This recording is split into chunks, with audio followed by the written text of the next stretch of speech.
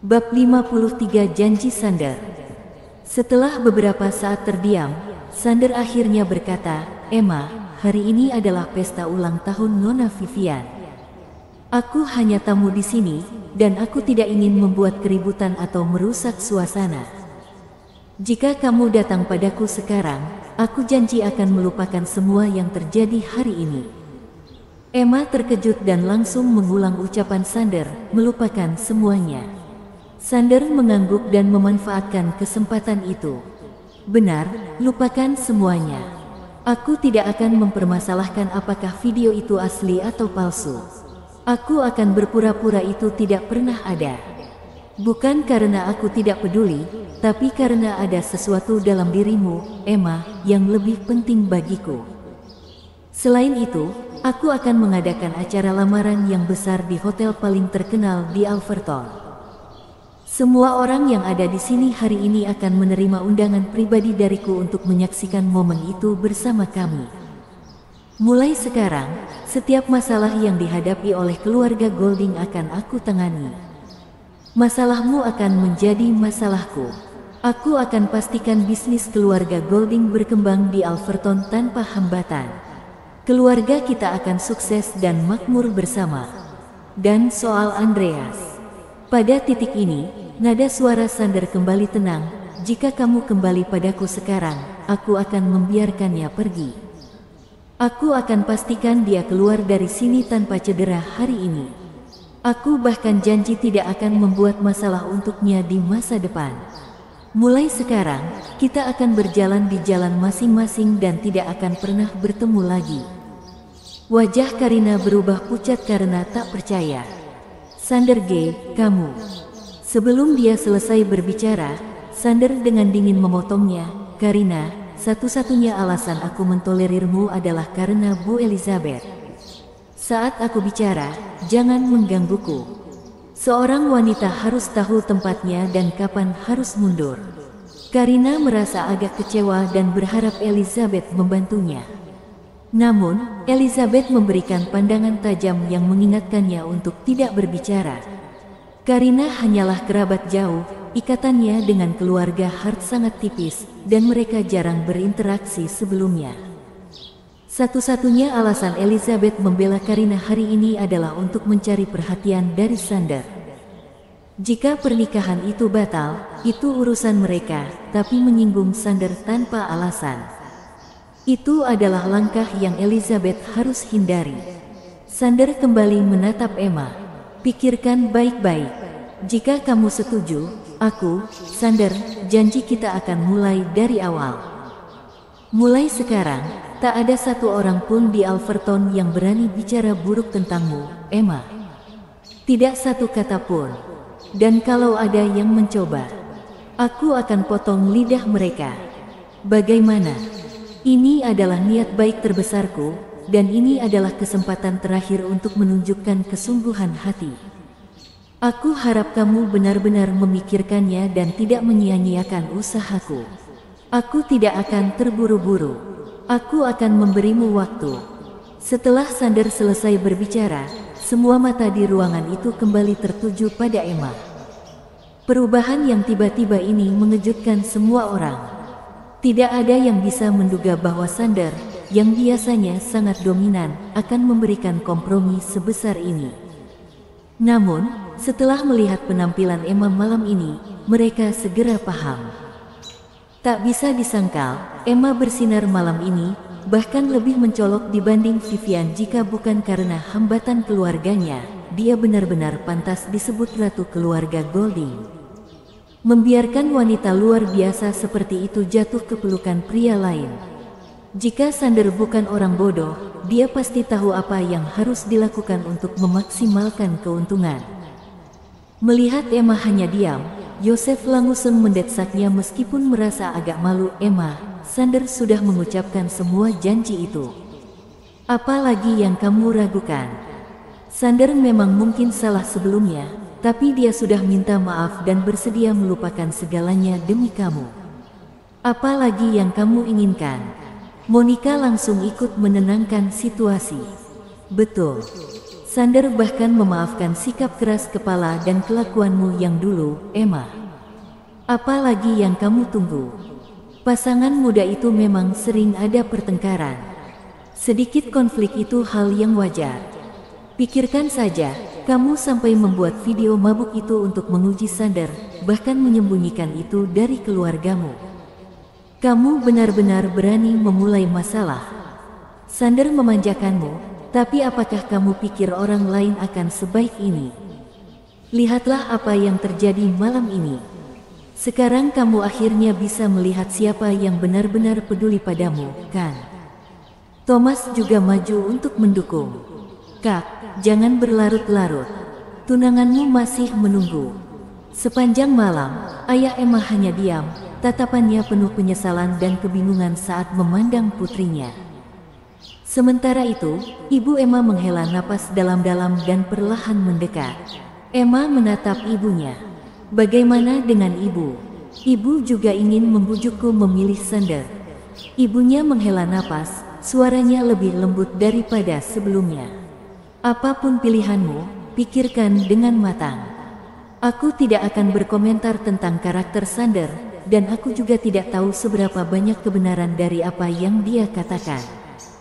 Tapi jika kamu memilih dia, setidaknya kamu bisa berdiri tegak dan bangga di depan orang lain.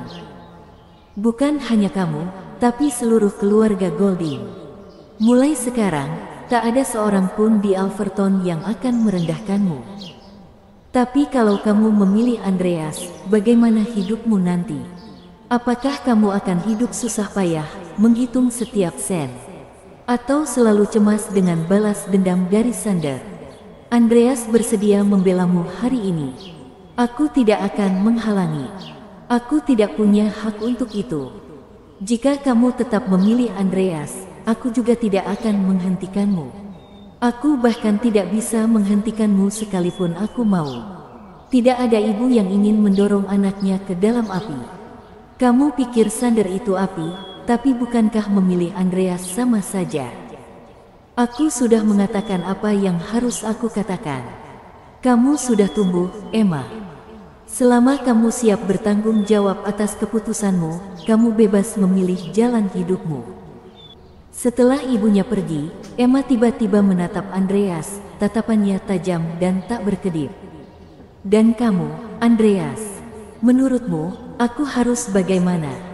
Bab 54 3 bulan uji coba. Andreas menatap Emma langsung. Aku baru saja mengatakan, mulai sekarang, kamu adalah wanitaku. Masalahmu adalah masalahku. Kesulitanmu adalah kesulitanku, bahkan masalah keluarga Golding sekalipun. Aku, Andreas, akan menanggung semuanya. Itu pilihanku. Janji seorang pria adalah mutlak. Selama kamu, Emma, tidak mundur, tidak menyerah, dan tidak melepaskanku, aku akan tetap pada jawabanku. Tidak peduli siapa yang menghalangiku, sekalipun ada yang meletakkan pisau di leherku, aku tidak akan mundur. Mata Emma bersinar dengan semangat baru. Ada orang di luar yang menghalangi kita. Bagaimana kamu akan membawaku keluar? Andreas memancarkan rasa percaya diri. Jika dewa menghalangiku, aku akan membunuh dewa itu. Jika Buddha menghalangiku, aku akan membunuh Buddha itu. Jika ada yang berani menyentuh sehelai rambutmu hari ini, aku akan menulis namaku terbalik. Emma mengingatkannya. Tapi keluargaku tidak menyukaimu. Andreas mengangkat bahu. Selama kamu bersamaku, keluargamu adalah keluargaku. Demi kamu, aku bisa menahan apa saja, baik itu masalah atau ujian. Kamu tidak perlu khawatir tentang apapun. Semua akan aku tangani sendiri. Emma menantangnya, lalu bagaimana jika aku tidak suka padamu? Andreas tersenyum. Itu wajar kalau kamu tidak suka.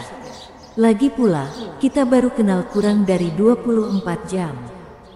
Aku bukan anak muda tampan dan terpelajar dari keluarga kaya. Aku hanya pria kasar dan tak punya uang. Bagaimana kamu bisa jatuh cinta padaku di pandangan pertama? Kamu kaya, muda, cantik, dengan tubuh yang indah, pendidikan yang luar biasa, dan keluarga yang terhormat. Kalau bukan karena kekacauan tadi malam, pria sepertiku bahkan tidak akan pantas memasuki hidupmu, apalagi menarik perhatianmu. Jangan meremehkanku. Aku mungkin terlihat biasa-biasa saja sekarang, tetapi aku bertekad untuk membuktikan bahwa aku mampu mencapai sesuatu yang luar biasa. Aku bilang aku ingin memberimu hak untuk memilih kebahagiaanmu sendiri. Kalau definisi kebahagiaanmu adalah kekayaan dan kemewahan, baiklah. Aku akan membangun kerajaan emas dan perak untukmu dengan tanganku sendiri. Aku membuat janji-janji ini hanya karena rasa tanggung jawab dan kewajiban. Aku memegang teguh nilai-nilai tradisional.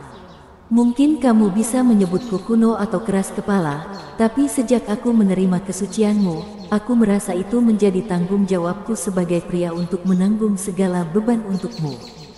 Itulah kewajiban yang harus aku pikul. Tapi jangan salah paham, aku bukan orang yang mengejarmu tanpa alasan.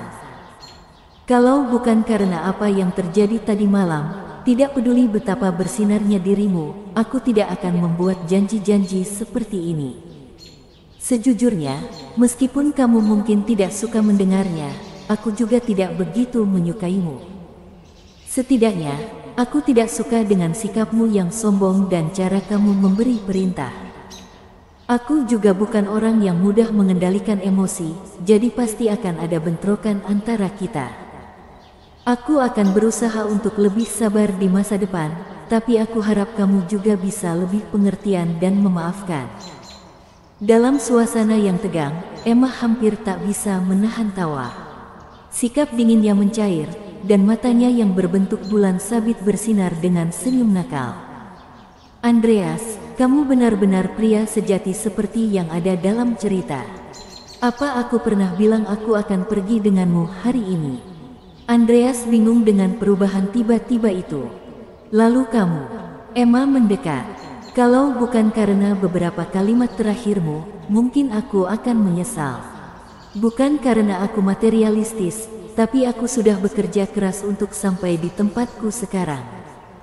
Tapi sekarang, aku berubah pikiran. Aku ingin mengambil risiko. Andreas akhirnya mengerti. Bagaimana kamu ingin bertaruh? Emma menatap mata Andreas dengan tajam, suaranya tegas. Andreas, aku mengakui kamu adalah pria yang berbeda. Tidak seperti pria lain yang pernah aku temui sebelumnya. Tapi aku, Emma, juga seorang wanita yang menjunjung tinggi harga diri. Aku tidak akan mengorbankan harga diriku, keluargaku, atau segala yang telah kucapai hanya demi beberapa janji darimu. Terlebih lagi, aku tidak akan melarikan diri denganmu dan menjadi wanita bodoh yang melawan dunia. Pria yang aku pilih tidak harus lebih hebat dari yang lain, tapi setidaknya dia harus bisa menanggung segala beban yang ada di atas kepalaku. Tidak bergantung pada koneksi orang lain untuk bertahan hidup seperti yang kamu lakukan hari ini. Jika kamu ingin aku menerima kamu, baiklah.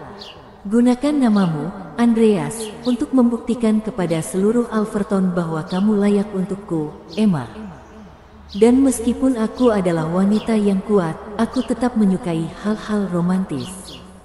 Kamu merusak lamaranku hari ini. Tidakkah menurutmu kamu harus menebusnya dengan tindakan yang lebih romantis? Tapi dengan kemampuanmu sekarang, apa yang bisa kamu lakukan untuk menebusnya? Bagaimana kamu akan memperbaikinya? Bagaimana kamu akan membuatku menerima kamu? Apakah kamu pikir karena apa yang terjadi tadi malam, aku akan begitu bodoh untuk setuju bersamamu? Andreas, biar ku beritahu, itu tidak akan pernah terjadi.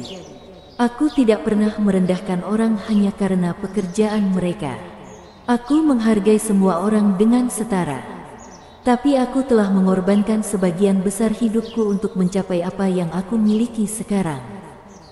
Kamu tidak berhak memaksaku menyerahkan semuanya, terutama dalam keadaanmu sekarang. Kamu mengerti maksudku. Jadi beri aku waktu 3 bulan. Aku akan mencoba memberi kesempatan padamu, mencoba menyukaimu, bahkan mungkin mencoba jatuh cinta padamu. Tapi selama 3 bulan ini, jangan coba memaksaku untuk melakukan apapun. Pada saat yang sama, aku harap kamu bisa membuktikan apa yang kamu katakan. Jangan bicara soal membangun kerajaan, fokuslah pada kenyataan. Dalam 3 bulan ini, pertama selesaikan masalah dengan Sander. Lalu, buat keluargaku menerima kamu. Itu adalah dasar prasyarat. Dan aku akan menjalankan tanggung jawabku sebagai wanita. Aku tidak akan membiarkanmu berjuang sendirian. Jika kamu setuju, hari ini aku akan ambil tantangan ini denganmu. Jika tidak, kamu bisa pergi sekarang juga. Bersambung.